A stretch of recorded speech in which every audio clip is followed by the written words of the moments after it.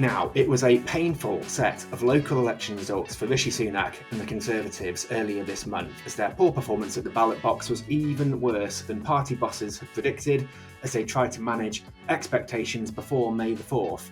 There was also some disappointing losses in some of the northern areas they'll be hoping to keep hold of at the next general election, like Middlesbrough and Darlington, but the exception is Stockton-on-Tees, a borough council taking in parts of County Durham, north of the River Tees, and parts of the old North Yorkshire to the south, where the Tories defied expectations to dramatically increase their presence on the local council.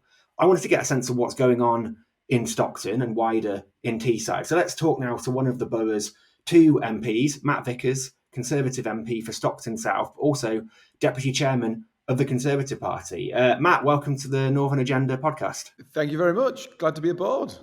It's great. It's great to have you on. So, I'm intrigued. Why is it that the Conservatives made gains in Stockton but not elsewhere in Teesside? Your result was a bit of a sort of an anomaly in that sense, wasn't it? I think it was twofold. So we increased our share of the vote. We got from, I think we were about 32, we got up to 41% of the vote. Labour down there on 35% of the vote. So across the borough, people were voting Conservative. We increased the number of seats. We're now the biggest seat on the council. And in both of those metrics, we've still got a seat to go because unfortunately, a candidate who was standing in Hartburn Ward, which is a 3-seat award, which usually comes home for the Conservatives, died, which meant that election's been put back. So actually the end result could be even stronger in that we could have an even bigger number of the councillors going from 14 to what could be 26 in the end. So positive movement for us. And I think it was twofold, the reasons for that. I think one of them was about the local authority. People rightly voted on the record of what is a Labour. Our council has been dominated by Labour for years, usually often propped up by localised independent groups in Thornaby and Ingerby Barrack. But largely, it's their record, and people are not happy with it. Council tax in Stockton has gone up 38% since 2016, and people aren't seeing value for money. They've seen the fact that the local authority employs more people on £100,000 plus wages than other local authorities in Teesside and Durham. They've seen the fact that the authority was employing 2 managing directors at the same time. They've seen the fact that the council flies people out to Montpellier, to Copenhagen, to various places across the globe to scout shows for its Riverside Festival. They've seen the waste. They're not happy with it. We held them to account on that. Actually, what people were telling me on the doorsteps is they didn't see value for money from the council. They wanted to see more street wardens on our streets. They wanted to see a few less potholes. And they thought it was time for a change in Stockton in terms of what they were getting for their council tax and from that local authority. But actually, I think the wider piece was about what they're seeing delivered across the Tees Valley and particularly in Stockton from government, whether that be the town deal that we've just sealed in Thornaby, that's going to put that new skills hub in Thornaby so youngsters can get access to great vocational training and then go on to get great jobs as a result. They've seen interventions in housing. They're seeing changes to the town centre. They've seen that new swimming pool. We've seen in Eaglescliff, we're upgrading the train station, something people have been on about for years. We're starting the town hall out in Yarm. We've got a new diagnostic. We're delivering. The government is delivering levelling up in Stockton in all sorts of platforms, and it's visible, it's tangible. I'll take you on the levelling up tour of Stockton at some point.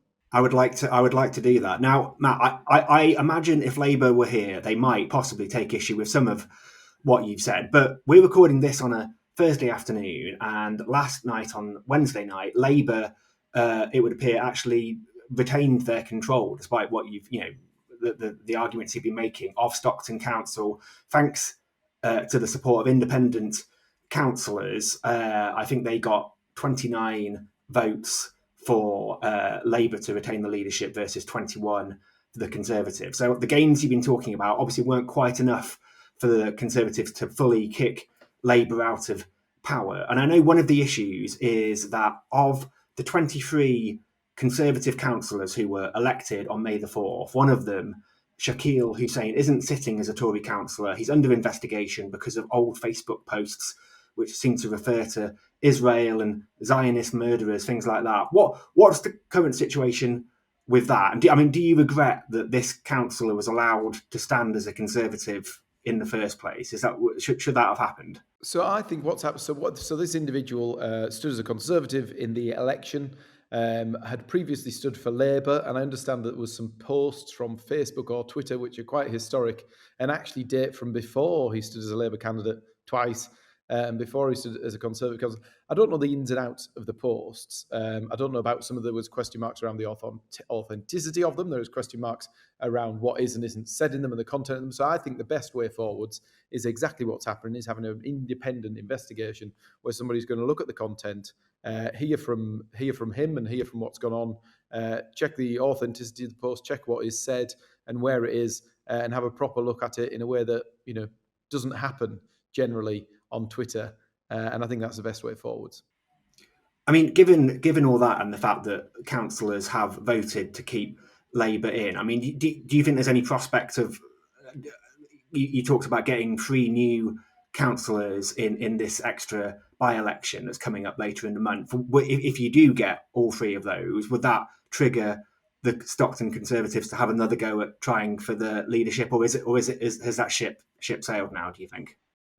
It potentially could. I don't know whether that will be the case, but where we will get to is we will have had 26. If I'm not taking it for granted, I'll be out there knocking on the doors. Despite my foot injury, which I picked up on the campaign trail, I'll be out knocking on doors at the weekend, seeing what people have to say in Hartburn, which was a seat I represented on the council previously.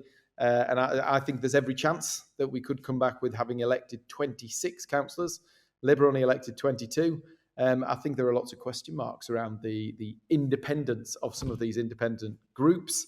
I know that the group that were in Ingleby Barwick, they weren't very happy when they were accused of being called Labour in disguise some time ago, but their voting record over the years shows that I don't know if I've found any examples of them not voting with Labour on anything at the council in recent years.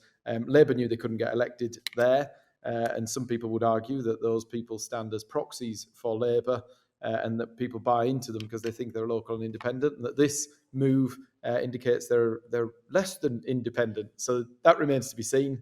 I think we've made huge progress. I think we're in a better position to hold the council to account and to scrutinise the activity of our Labour-led council. And I have every hope that if we can't do it this time, we might do it next time. But either way, we've got 26 good local champions in council wards across Stockton who are going to deliver for local people, and more importantly, or as equally as importantly, they'll be working with me and Ben Houchen on all of the money that we're getting from central government and making sure we can make that go as far as possible. In recent years, we've seen issues with the way that council have managed projects. We've got the Globe, fantastic facility in Stockton High Street, but it was meant to open in 2012. It was meant to cost 4 million in the original plan. It ended up costing 30 million and it opened until 2090. We need good active councillors who will hold the council officers to account, scrutinise that, and make sure that we deliver value for money, and that we're akin to the aims, objectives, and ambitions of our local residents.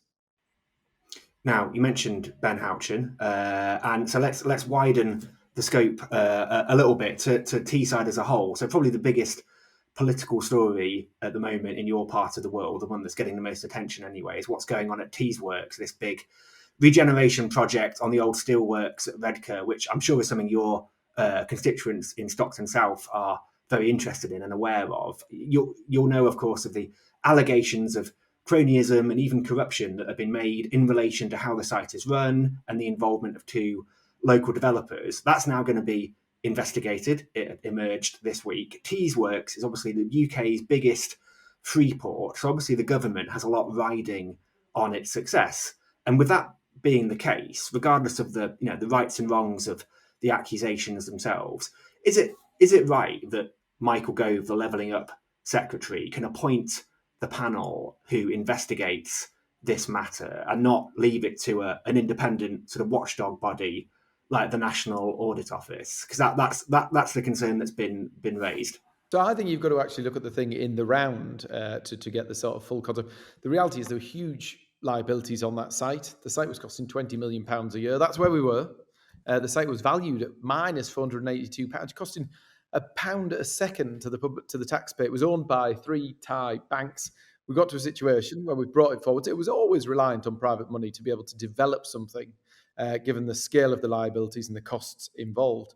But actually, that original agreement, so we're going to do it all again because there's been lots of mudslinging going on, but that original agreement was signed up to, approved by the Tees Valley Combined Authority Cabinet, which includes the leaders of all the local councils, including that Labour leader from Stockton. It was, agreed there. It was overseen by the South Tees Development Corporation Board. It had the Business Energy Innovation and Skills Department there, the MHCLG Department, and the Treasury all approved that agreement when it was put in place. And actually what we've seen is £246 million of public money going to this site. But bigger than that, we've seen £2 billion of private sector investment. I think what should happen, if I had concerns about a site like that, if I felt I had any evidence that there was any corruption going on, I would be taking that up with the authorities. I would not be using parliamentary privilege to throw mud at something, which is what Andy McDonald's done. He's gone. He will not repeat what he says in the chamber outside the chamber, where he can be, held up to the laws of the land. He says it in there, slings mud. Everything we do on Teesside gets mud thrown at it. When it was the airport, it was questioned, it was grilled, it was, some of the things that said about the airport and the deal that was going on there were terrible. Now we've gone into the Freeport, actually creating negative headlines from what is a massive opportunity for my part of the world. 20,000 incredible green energy, future jobs of the future that mean local people from my part of the world can go out there. Youngsters can take on these wonderful opportunities that were not available to them in the past. And I think it's a really good thing. I think we have legitimate questions that are always asked. That's why we have the Combined Authority Cabinet. That's why we have all these bodies scrutinising it. That's why all these government departments looked at the deal in the first place. There is no evidence of any wrongdoing. I think there's a big difference between legitimate criticism about the way things are going. You can scrutinise and you should ask questions, and that's our job as elected representatives. But the idea of people just throwing allegations of criminality, of impropriety, throwing them around in a chamber under cover of parliamentary privilege, I think is wrong. Now, you obviously, it's true to say, certainly, that a lot of the mudslinging, to put it in that way, has come from Labour politicians. But it's not just Labour people. I mean, what's triggered a lot of the headlines this week has been an article by the Financial Times, which I think is no one's idea of a Labour publication. And I know Steve Gibson, who's the owner of Middlesbrough Football Club, has raised concerns as well. But so with all that being the case, with the undeniably party political nature of it, should it not be the National Audit Office who investigates rather than a panel appointed by the Conservative Levelling Up Secretary? The National Audit Office have already been in there, haven't they? They conducted a review of the deal at the outset and said all the public money therein had been used correctly. So I think, we can do lots of inquiries, as we have on lots of issues. But it's all there. Everything's there. Everything is visible and is published. And actually, as an MP, I could rock down to the Combined Authority and ask any questions I want. Andy McDonald could do exactly the same, but he chooses to try and grab media attention and splat things all over Twitter. And I just think that's counterproductive. But they hate the success, I think, is part of the problem. Ben has done fantastic and incredible things for our part of the world. A site that was owned by Thai banks that was costing the taxpayer £20 million a year is now creating thousands and thousands and thousands of jobs. And the bit that I am keen to publicise is not only the Freeport status benefiting us at the Teesworks sites with 20,000 jobs, the new airport business park in my part of the world, which is on my doorstep and going to benefit my local youngsters, is also in there with Freeport status and is going to create 4,000 jobs in the very near future. And they're going to be great jobs that local youngsters can benefit from. Let's move on to a different topic now, which is in the news this morning. We're obviously recording this on Thursday, and is a big one, I know, in your part of the world. Immigration of all types. I know your neighbouring MP, Simon Clarke, has said that migration and illegal immigration particularly is one of the topics that gets raised most on the doorstep, and particularly the small boats, which we hear about so much. And what do you think, with that being the case, what do you think your constituents are going to make today of the fact that net migration is now at a record high 600,000 net migration in 2022, I think, is the figure out today, and there's a big and growing backlog of asylum claims to deal with. Obviously, there have been years of promises by various governments to cut migration, but it's not happening. And there was a quote actually by Martin Vickers, I don't think it's any relation to you, a Tory MP for Cleethorpes, who said, "The anger and frustration of my constituents has been focused on illegal migration up until now, but that anger and frustration will grow when they consider these legal migration figures. I mean, is that how your constituents are going to feel as well, do you think? Good old Uncle Martin. We get each other's posts all the time. No, he's not related to me. I think, you know how they tell politicians to answer the question they wish they had. I'm going to go back because I want to speak about mayoral development corporations, but I'll answer this question now. I think that it adds to the problem. I think the big problem is around illegal migration. That is the issue that people are bringing up on the doorsteps. They're concerned about the fact that criminal gangs are able to smuggle people into the country, and we have so little control over who is and isn't coming out. And I'm right on board with everything the government's doing on that, whether that be the deal with Albania to send Albanians straight back, whether that be the Rwanda deal that means if you turn up in this country illegally, well, the new bill that's going through that means if you turn up in this country illegally, you will be detained and you will be returned. And I think that is the way forwards. We've seen from the opposition who voted against everything we've ever done to toughen up our immigration system that they have a very different view. We've seen from the fact that many on the other side who are campaigning against the deportation of foreign criminals, which seems alien to me and seems alien to many of the people that I represent. I think the numbers today are, they're concerning, but actually when we put it in the scheme of things, there was people yesterday who were suggesting it could be as many as 1 million. Actually, we were at 606,000, which is 100,000 up from the last time it was measured. In that year, we've brought 114,000 Ukrainians to this country, rightly, in my view, and rightly in the view of many people I represent, 114, which is the difference. But more than that, I think the government is committed to trying to drive down net migration, particularly illegal immigration, which I would agree with Simon is huge on the doorsteps and is huge in the conscience of people I represent. We're getting on with that job. This week, we've announced the changes to student-dependent visas, an issue that's exploded in recent years. We went from 16,000 dependents coming with students to 136,000. The measures that the government have announced this year should take that down by 100,000. So everything that we are doing looks like it will take us in the right direction in the very near future, and I'm right behind the government in trying to deliver it. Wasn't Brexit supposed to make it easier to bring migration down and sort of put controls on it? Why? It doesn't seem that that's the case so far. I mean, is that it? Why do you think that is? I think, you know what, there's several issues there. I think what Brexit did was put us in charge of the situation. So we can actually, if we secure these borders by doing what we're going to do in the Channel to stop the boats, which is the number one priority, if we can control who is coming across that border, then we have decisions to make. And already we've put in place that point system. That means we can assess based on the needs of our economy. If people want to come to this country and they're in a position to contribute to our economy, then we will make the decisions about who can and can't come and what that value add is to our country. And that's entirely right by me, because I think in the EU we discriminated against people from outside of the EU. Because actually we weren't making any choices. We were just taking anybody from the EU. Now we will make that choice, and someone from the greatest scientists, engineers, doctors from India will have as much chance as those people from Germany, and that is the right thing to do. We'll base it. We won't discriminate. We'll base it on people's ability to contribute rather than where they came from, and I think that's the right thing to do. Now, why do we? You mentioned before you wanted to talk about mayoral development corporations. Obviously, there's one in. Well, there's going to be 3 now, aren't there? In Teesside, one already at the Freeport at Redcar, and then there's 2 more coming on stream in Middlesbrough and Hartlepool. And that, in some respects, again, they've been quite controversial, haven't they? Labour opposed the Mayoral Development Corporation, which is a new body that basically takes over the regeneration of a particular area and brings on new powers to sort of push things through more quickly. I mean, is it a good thing from your point of view? Is that going to help get sort of Teesside to where it needs to be? For years and years, we've seen a lack of regeneration in some parts of Stockton. This is a vehicle to drive that. It comes with money attached. There was £18 million going into Middlesbrough when those Labour councillors decided to vote that Mayoral Development Corporation down.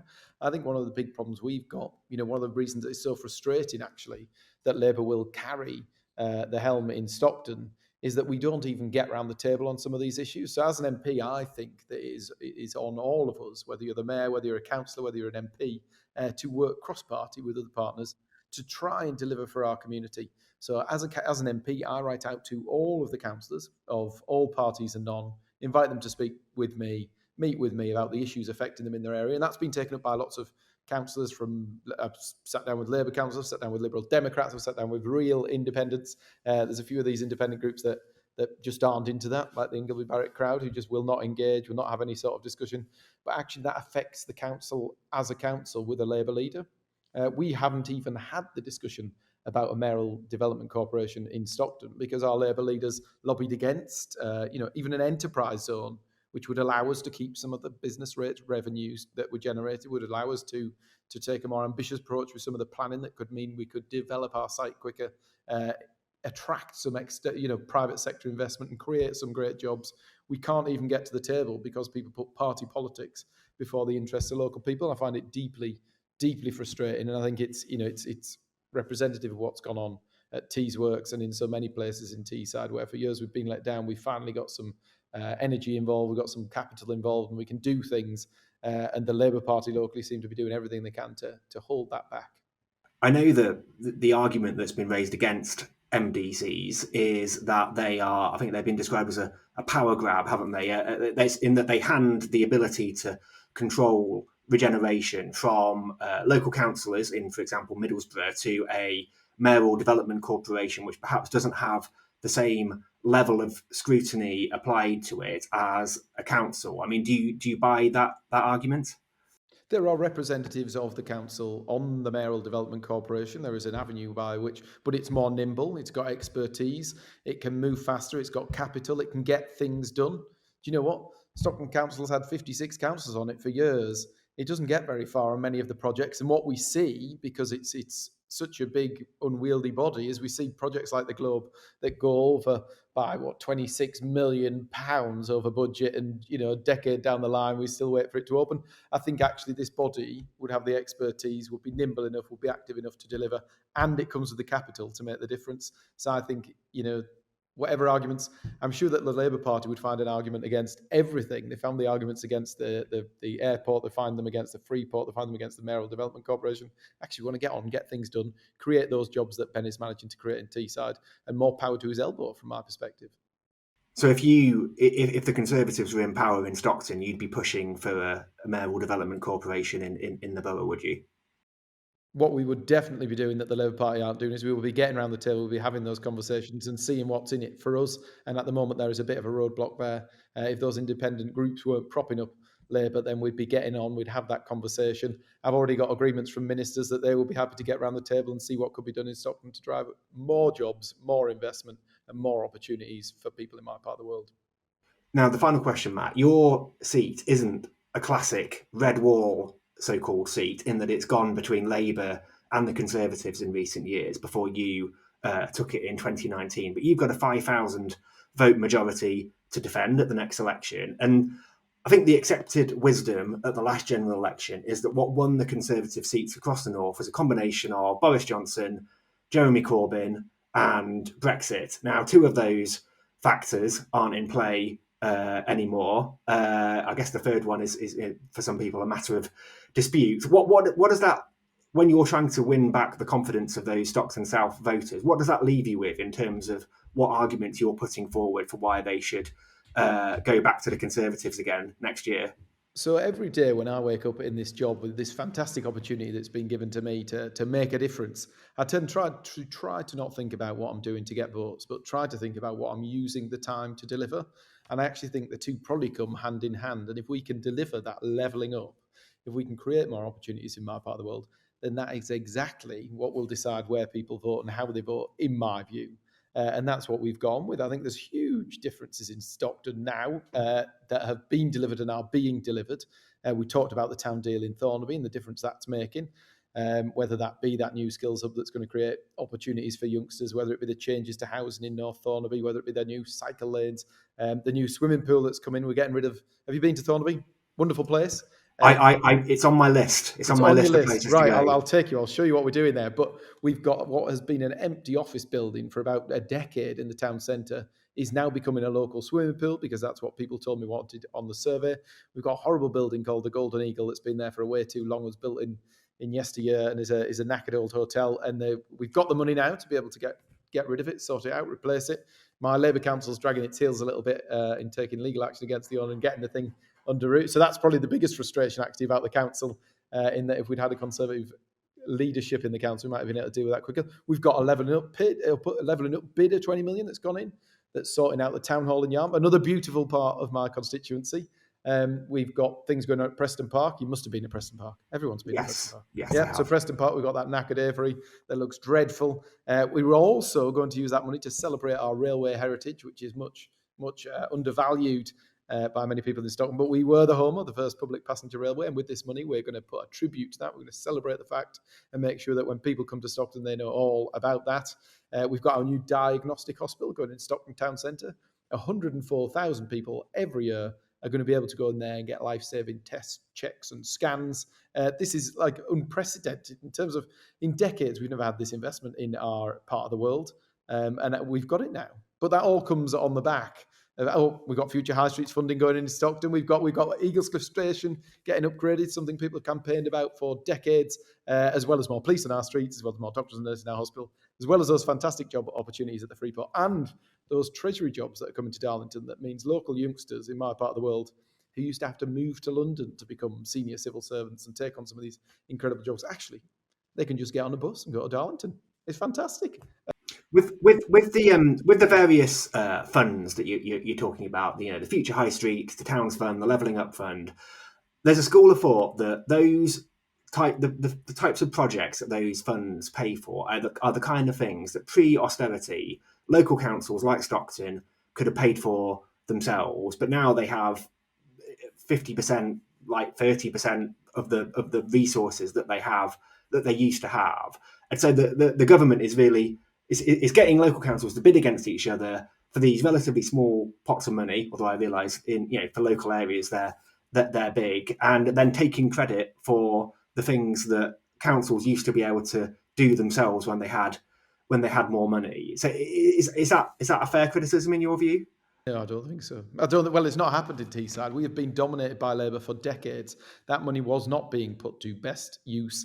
As we found out in the local elections, people aren't happy with the way that my local authority is spending the money it has, whether that be all those £100,000 plus wages that we out to the rest of the region on, whether that be flying people out to wherever, whatever it might be. The council has not been efficient, has not been spending it in the way that we'd like to see. This is an opportunity that's knocked. And actually, you might say these are small things. That town hall in Yarm is going to look fantastic, and it's been needing it for a fair old while. That rotten Avery at Preston Park has been like that for donkey's years. It's going to make a massive difference. And actually, the Freeport status and the jobs that is going to create are game-changing for my part of the world. These aren't just jobs. These are great jobs. Jobs of the future in green energy. They can get the jobs down at sea that are like these are. We put Teesside on the map, and we're giving it the infrastructure and the life quality that it needs to deliver. If you London's had its time. Teesside's where it's at. The future is bright in Teesside. Well, I think that is an argument and an assertion we're going to be hearing quite a lot of in the next 12 months or so in the run-up to the election. So, Matt Vickers, thank you so much.